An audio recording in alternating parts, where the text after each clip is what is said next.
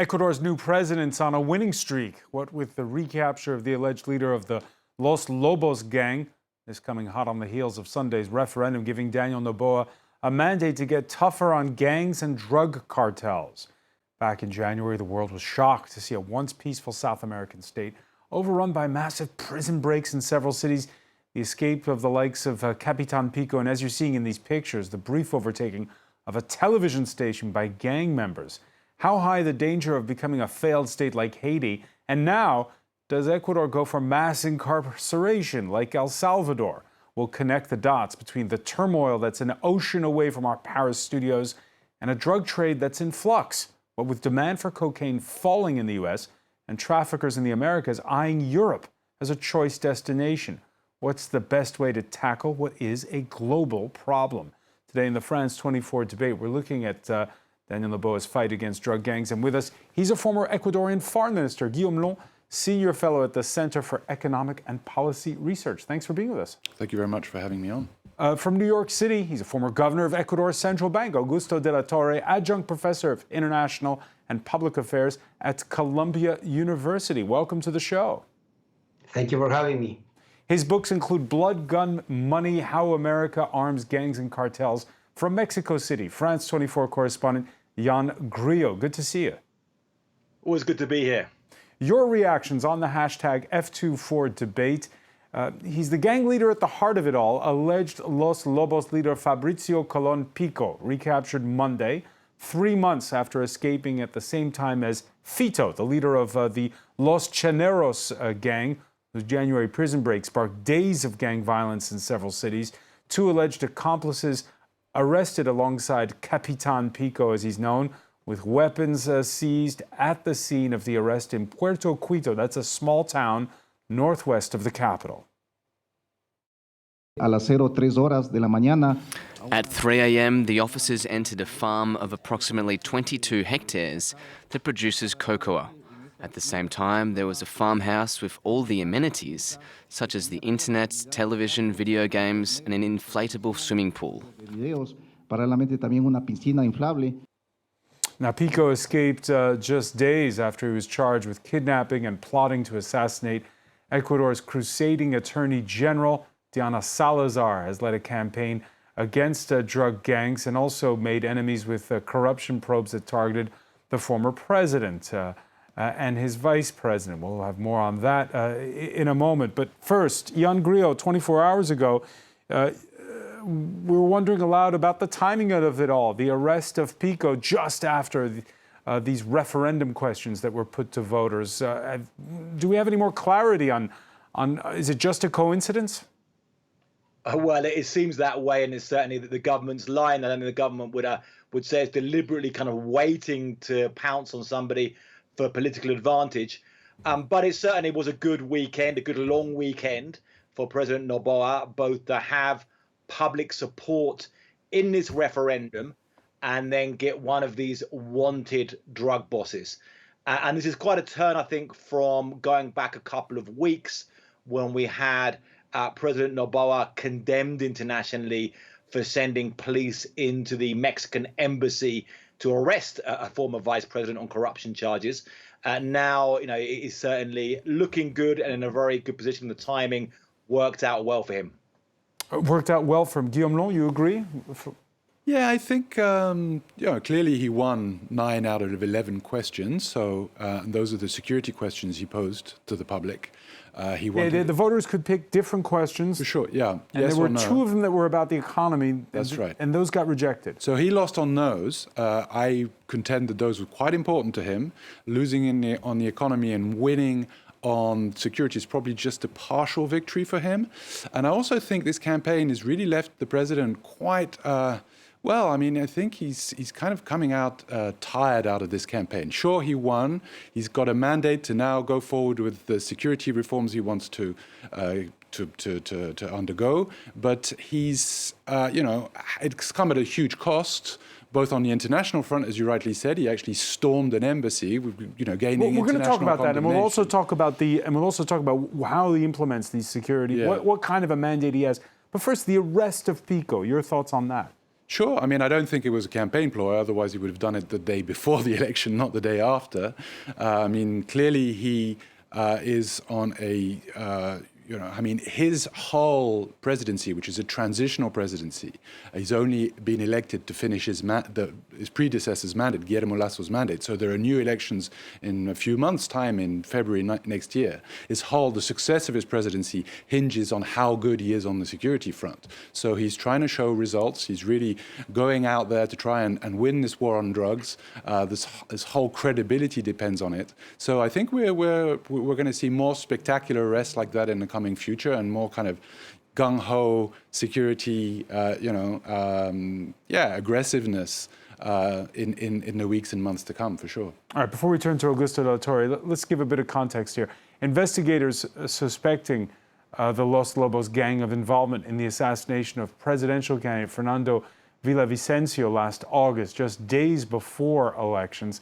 And just last Friday, by the way, the mayor of the mining town of Portobello shot dead. That didn't stop 76% of the electorate from turning out in Sunday's referendum vote. Neither did the murder of a prison warden on polling day in the southern city of GP Japa. Siobhan Silk has more. A referendum under the watch of armed soldiers in a country that's experiencing spiralling gang violence. Ecuadorians were asked to vote on a raft of measures aimed at allowing the government to ramp up its fight against gangs, all easily passed. Even before the official result, President Daniel Noboa was welcoming victory, saying the government would have more tools to fight crime and restore peace to Ecuadorian families. The overwhelming yes vote will allow for an increased military presence on Ecuador's streets by introducing regular joint patrols between police and the army. I believe there will be significant changes because giving the armed forces the opportunity to help combat crime will be something positive. I feel there is a shortage of personnel to help combat insecurity. Other measures approved include longer prison sentences for murder, drug trafficking and terrorism offences, and the removal of a constitutional ban on the extradition of wanted Ecuadorians. Ecuador was once one of South America's most peaceful countries, but now has the region's highest murder rate. Police recorded around 8,000 violent deaths last year. As the presence of cocaine smuggling gangs in the continent has swelled over the last decade, they've turned once stable nations like Ecuador into key players in the global drug trade. And Augusto de la Torre, as we heard in that report, the passage of that measure allowing extradition means that the likes of a gang leader like Pico could be going to the United States. Is that a good thing? It's certainly a good thing. There are a few things that the drug lords fear the most than going to the U.S., where they would be tried with the full force of the U.S. law. So I think that's generally, by all means, a good news for Ecuador.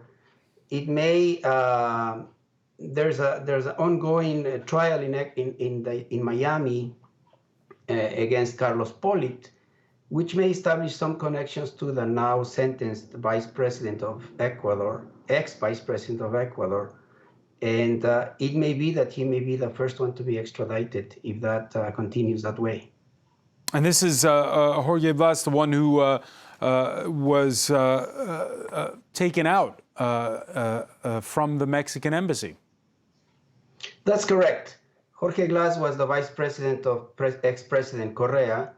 He was found, he was sentenced in two long, protracted trial processes. So he has two firm sentences. He left on house imprisonment the jail, and while he was at his home, he knocked on the door of the Mexican embassy, and the Mexican embassy accepted him as a guest, which is kind of an unusual figure. And Ecuador requested continuously that he would be released because he's a common criminal that should be in jail. Mexico refused. And I think at the end, the government of Ecuador made a political calculus. It incurred the cost of violating an important principle in international politics, which is erupting into an embassy. However, it was willing to pay that cost in order to prevent that the escape, let's say, or the asylum given to a common criminal. And was it the right decision? In Ecuador, it is perceived to be a courageous and right decision.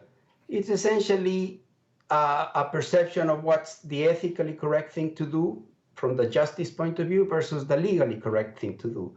So Ecuador is conscious, I think the government is conscious that it violated an important, very important principle of international affairs. However, how would Ecuador have felt if the UK had stormed the Ecuadorian embassy in London and taken Julian Assange out? Similarly, I guess to other cases, I mean, there's no justification for Ecuador's invasion. I mean, there's no legal justification. The extenuating circumstances were that there's already like a good number, maybe a dozen of Ecuadorians that have fled justice and are asyled in Mexico. So the pattern of disfigurating the figure of asylum has been with us for a while, which is a big irritant for Ecuadorian population. And then there were some interference in local affairs by the president of Mexico, which also was very irritating for the current president. So Ecuador could presumably put a counter demand against Mexico for violation of other articles of international agreements. So you have the two things. Ecuador eruption in the embassy cannot be justified on legal terms. Ecuador is going to lose that battle.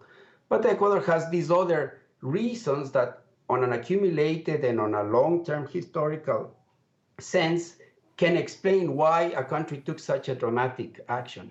All right, the violation of the sanctity of a foreign embassy had Mexico's president calling for Ecuador to be brought up before the International Court of Justice and suspended from the United Nations. Quienes resulten afectados que puedan acudir a la Corte. The affected countries should be able to go before the International Court of Justice. Con la Carta de Naciones Unidas resuelva. And the courts, in accordance with the United Nations Charter, should approve the expulsion, and there should be no veto. Que no se ejerza el derecho de veto. So, Jan Grillo, you heard Augusto de la Torre say that there's a history between Ecuador and Mexico. I mean, there is. This is certainly a political dimension right now between Andrés Manuel López Obrador, who supports a kind of international or South American, Latin American left-wing figures, and the Noboa presidency, which is considered more on the right. But I also think it's very interesting how, if we look at the model of Bukele in El Salvador, and I think we have to now to understand Ecuador and what's happening in Latin America, we see the President Bukele go very much against the opinions of the international community, against condemnation from international human rights groups and so forth, and incarcerate 1% of the population over a 9-month period, declare these gang members as terrorists, and then have massive internal approval and really stamp down and reduce violence, if also paying a cost of reducing human rights and having some very questionable trials. And I think we see Noboa, President Noboa, eyeing that. And with this thing saying, well, I'm going to go against the international community. I'm going to go against this. They're calling these gang members terrorists. They're using that language.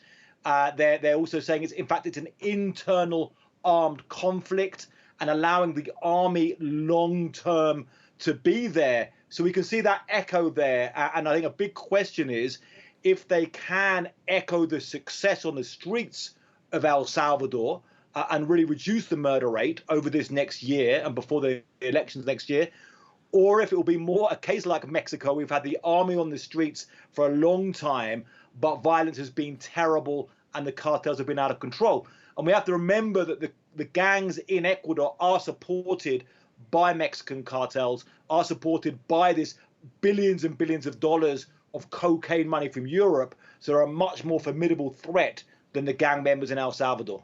much more formidable than the gang members in El Salvador.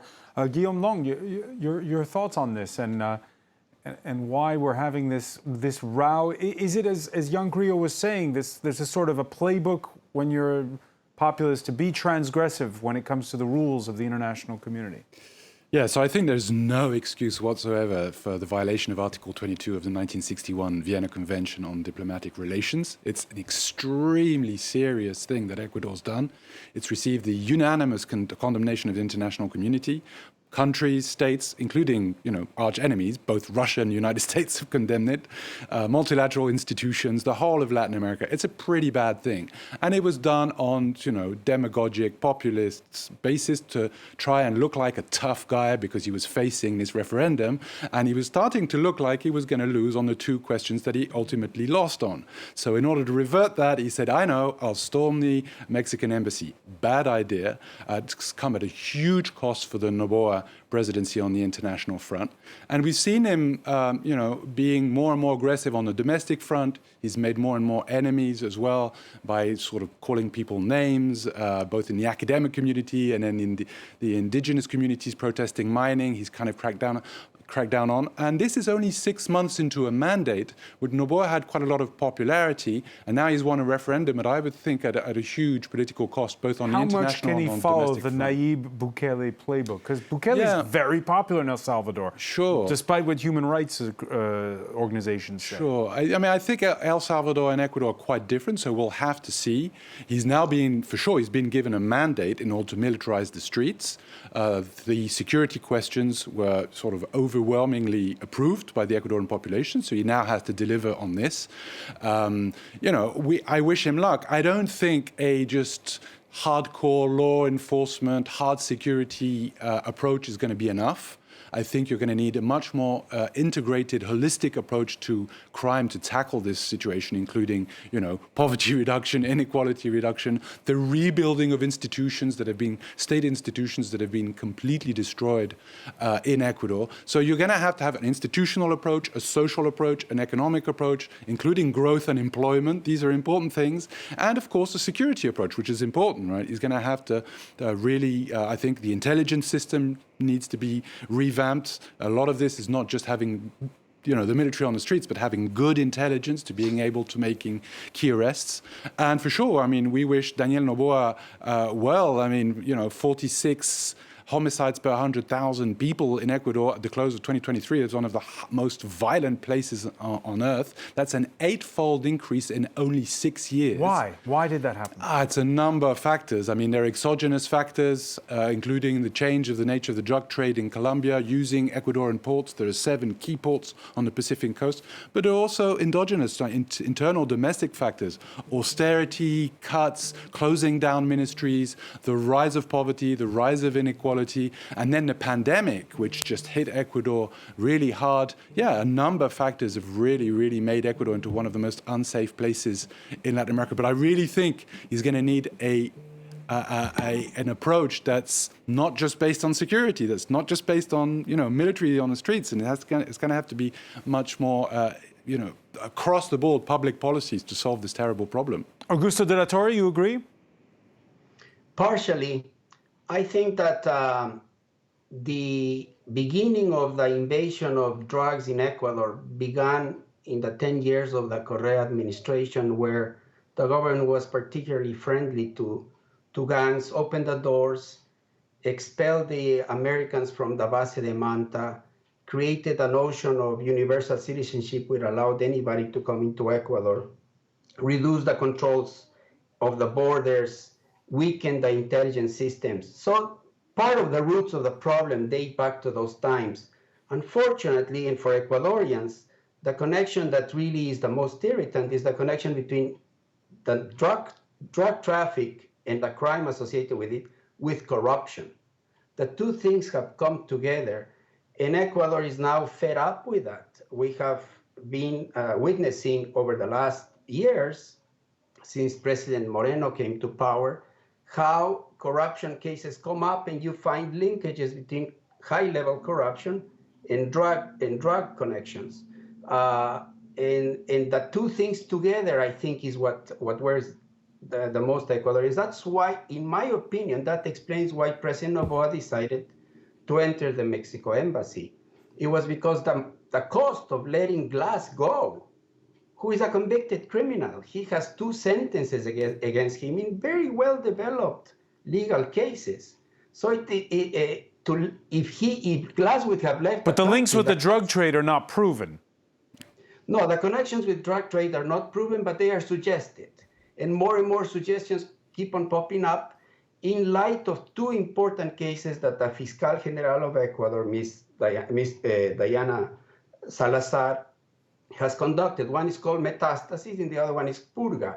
And the 2 cases keep on bringing to the surface very strong connections between politics and narco-traffic. So narco-politics is a big problem. And that has created a shift in Ecuadorian and the citizens of Ecuador's mind, a little bit away from, say, a Locke-style social contract where respect of human liberties and freedoms is at the center, towards giving more priority to security, even if that means for the Ecuadorian mind some limits on individual freedoms.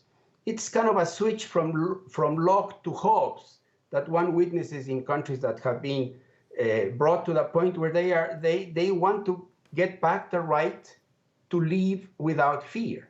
That's essentially the dynamic. A switch from Locke to Hobbes. However, before the vote, Ecuador's 36-year-old president shrugged off criticism that he was set to become another Bukele. Again, we're talking about El Salvador's president, who in his war on gangs has taken an authoritarian bend, particularly with mass incarceration and a mass incarceration policy. Here's Daniel Noboa on the eve of last Sunday's vote. Whatever the Ecuadorian people decide, their decisions will be respected. We will defend them with strength and conviction, because those decisions are the crystallization of dreams and hope for building a better future. Nothing will stop the construction of a new Ecuador.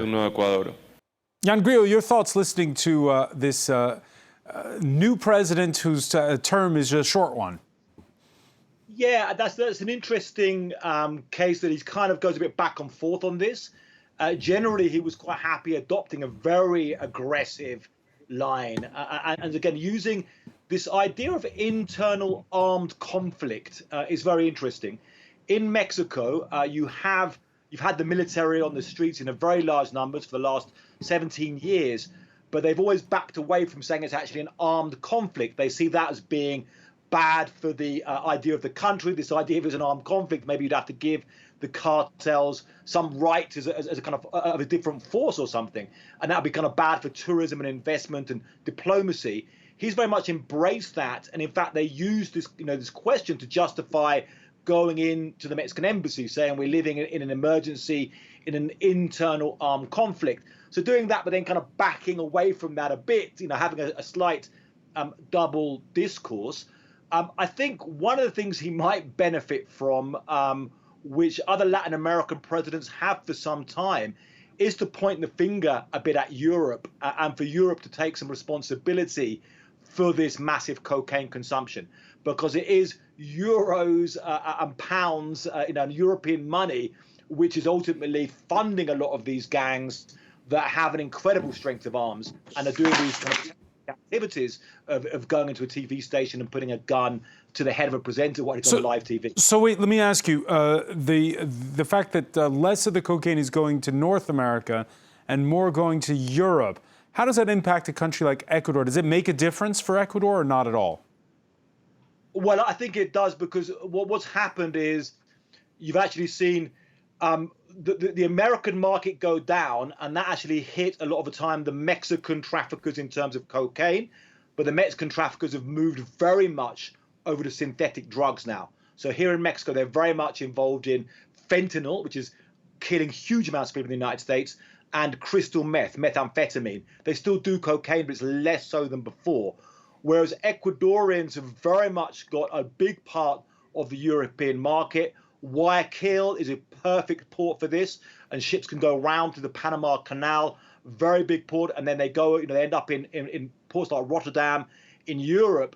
And the European market, where cocaine is more expensive and Europe is European community is actually a bigger area than the United States, is now massively profitable.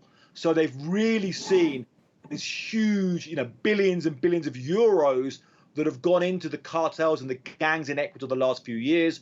And when they have this money, when they have the guns, that's when they've really unleashed this terror. It's a huge factor in why we've seen, the murder rate go up massively, to 700% in a few years. All right, so we have and as was mentioned before by Guillaume Long, the homicide rate, which has shot up over the last 5 to 6 years. The cocaine, well, it's not produced in Ecuador mostly. It's produced in Colombia, Bolivia, and Peru.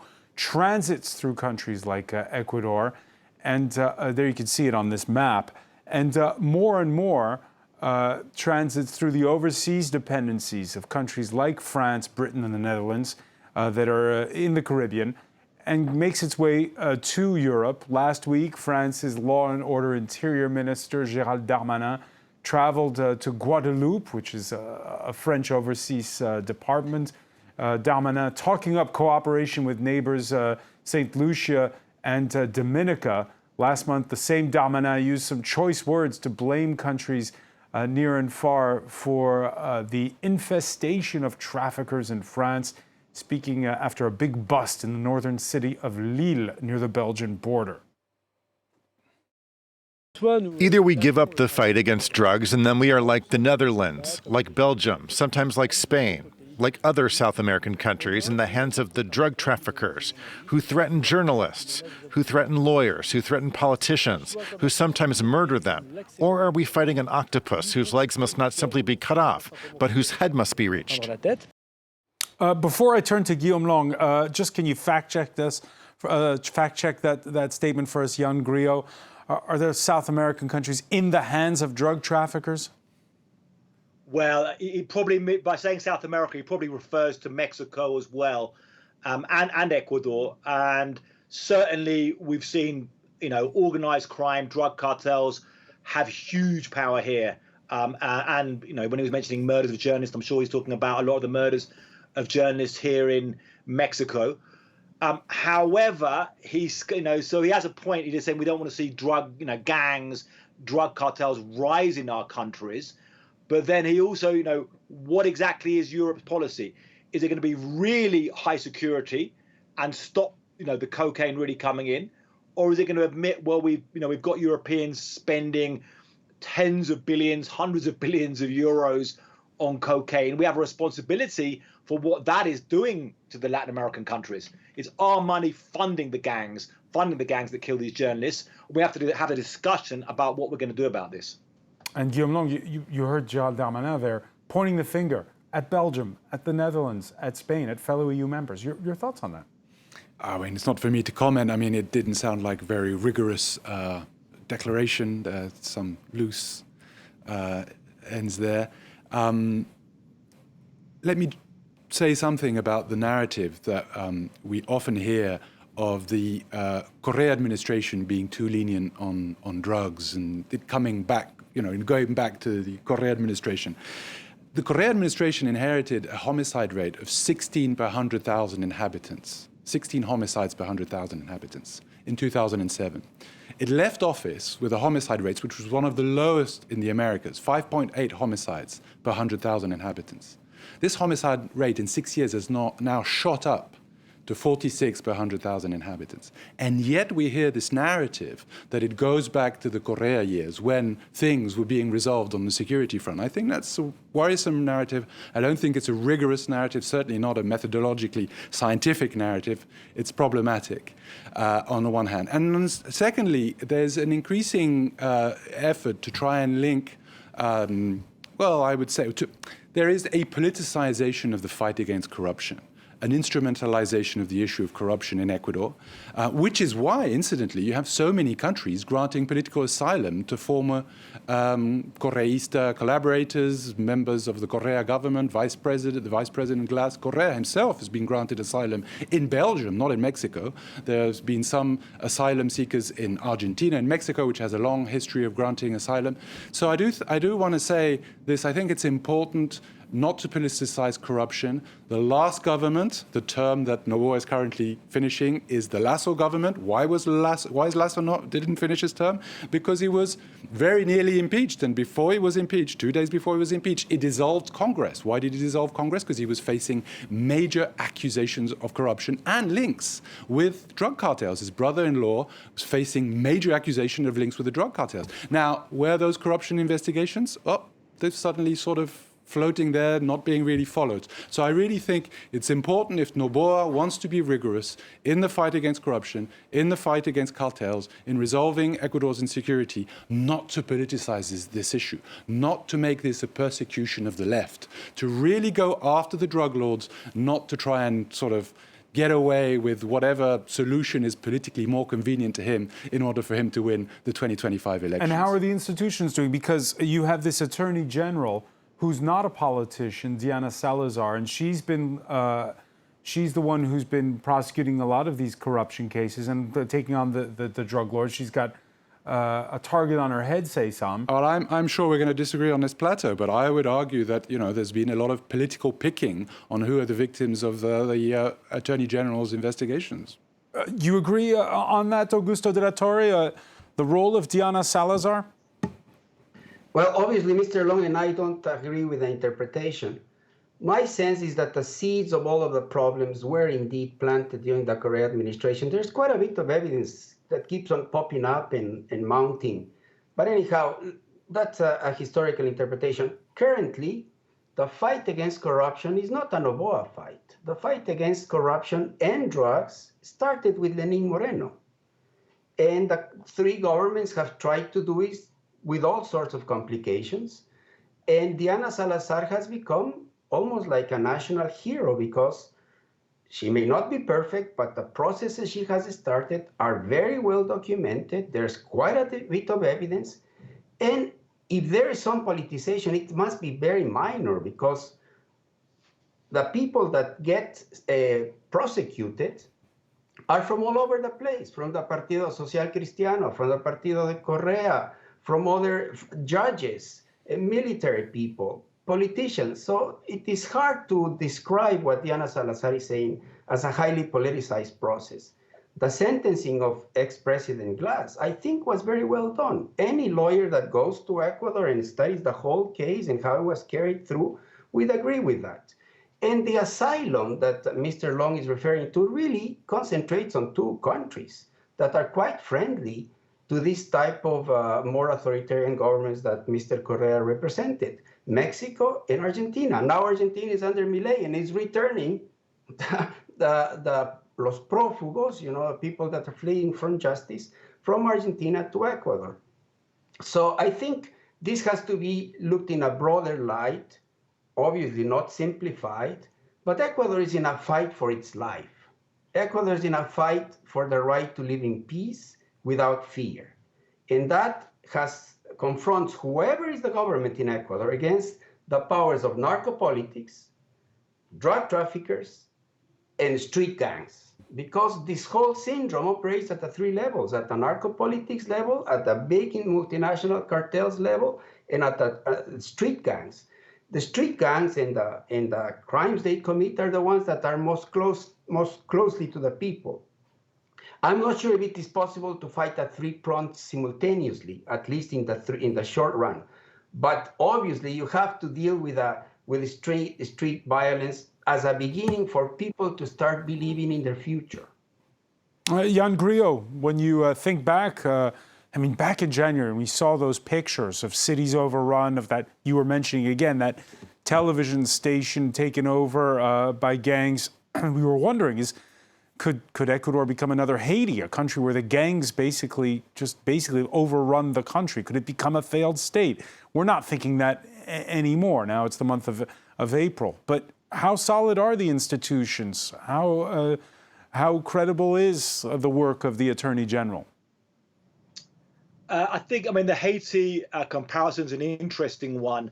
I think if we look at this problem of paramilitary organized crime across Latin America and the Caribbean, which is something that's really been going for a couple of decades now, and almost no country is immune. We see it in Brazil, Mexico, El Salvador, Honduras, Haiti, Jamaica, and so forth.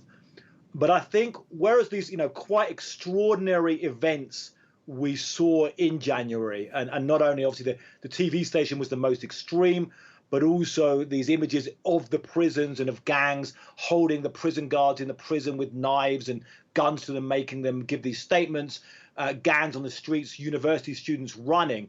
Although it's very, very shocking, I don't think it was anywhere close really to the way Haiti is.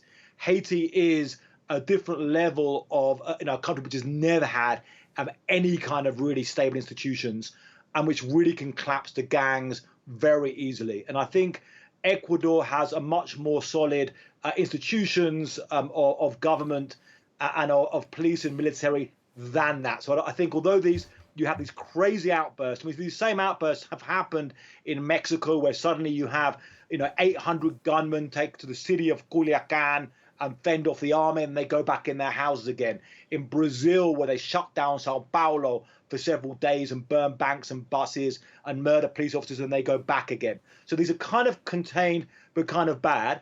However, it still is this kind of Herculean challenge. I think, as the professor was saying from Colombia, very interesting, this idea of these three levels. It is how do you both control the streets and the international cartels and the corruption, and maybe something is just simply how can you have to live with this problem, but how can you push in the barriers and not the boundaries and not allow such levels of murder, not allow these extraordinary incidents to happen. You're not going to completely defeat these gangs in the long term, but you have to reduce them to a criminal threat rather than a national security threat. All right, so there's an essential question which we need to ask our panel, which after last Sunday's referendum, I'll begin with you, Guillaume Long. What mandate does President Noboa have when it comes to dealing with what you've just heard from Jan Grill? Yeah, he has a mandate. He won on all the security questions. What concretely is his mandate? He was claiming that he could only extend military presence on the streets, which is the military presence on the streets, I think, is a crucial one. It's what Ecuadorians wanted, clearly. Also from the results from the questions, either the questions that have the highest yes votes. And he was extending this by decree through sort of emergency decrees, and it was unsustainable. So he argued that he needed this to be able to reform the constitution. So now he has a mandate, it has to deliver. I was always suspicious from the outset that this referendum was more about giving himself a little bit of political oxygen and extending his political honeymoon so that he can enter next year's presidential campaign with a recent victory under his belt. I also think that a lot of the questions he was asking were things that did not need a referendum. They could have been resolved in a parliamentary fashion. I actually don't think it is an overwhelming victory for him because he lost on two key questions that have to do with the economy. I also think he comes out of this referendum quite tired politically because he's fought with a lot of people domestically and, of course, we saw internationally with the entire international community for having entered the Mexican embassy. But, he does have the Ecuadorians are desperate for an improvement in the security situation. They're willing to give Noboa the benefit of the doubt. This including actually across the political spectrum, a number of parties saying, okay, we'll put our differences down. You need to solve this problem. This is a problem of life and death for a lot of people and national security of the state. And we should leave petty politics to one side.